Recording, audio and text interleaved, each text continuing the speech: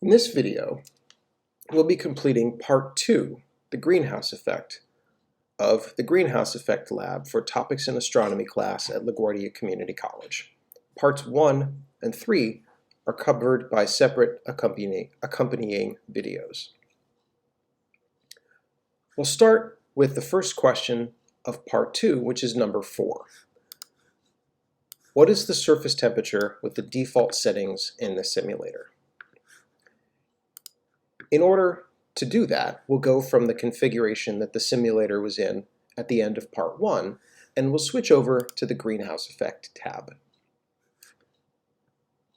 By default, the Greenhouse Effect shows how the Earth behaves under today's conditions.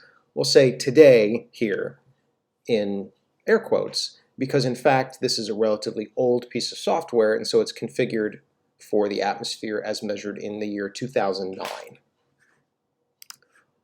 I'll start the simulation going, and what you can observe is where the yellow sunlight photons are coming from, and then also where the red infrared or heat photons are coming from. As the atmosphere stabilizes and we wait for the temperature to equilibrate, we can watch the behavior of the red infrared photons in particular. So watch how they move through the atmosphere. Where are they coming from? Which direction are they going? And how do they move?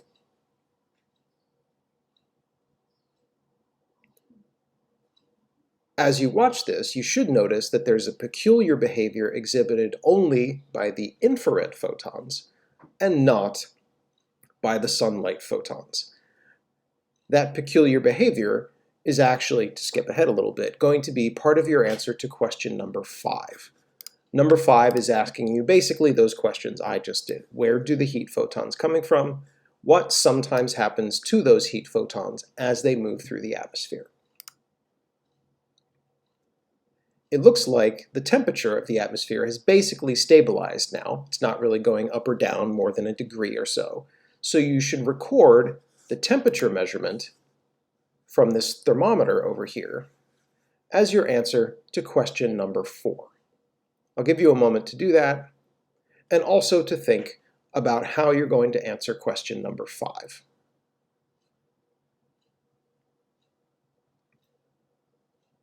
Is that long enough? If not, pause the video. I'm now going to move on to show you how we're going to answer question number 6. So I'll pause the atmosphere simulation just briefly, reset everything, and then completely remove all of the greenhouse gases from Earth's atmosphere.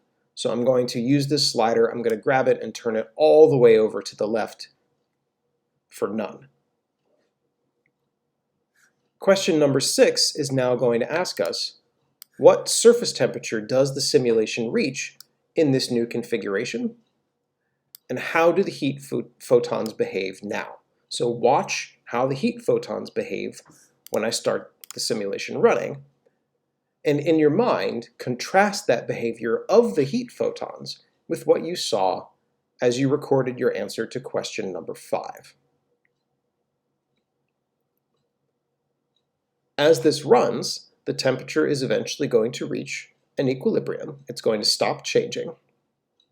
I'll give it a little time for that to happen, and then you can record the surface temperature from this thermometer over here, along with your observations of what the heat photons are doing.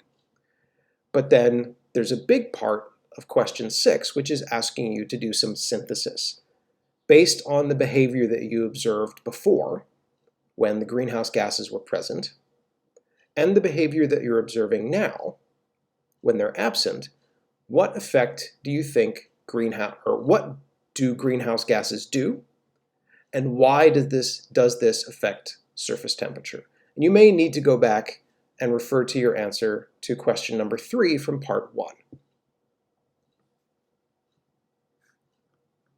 I'll let this run for just another moment, but that's all we needed to do to answer the questions for part 2. In part 3, we'll look at the greenhouse gas concentrations at different times in Earth's atmospheric history and examine climate change. Thank you for joining me for this lab, and I hope you'll continue to part 3.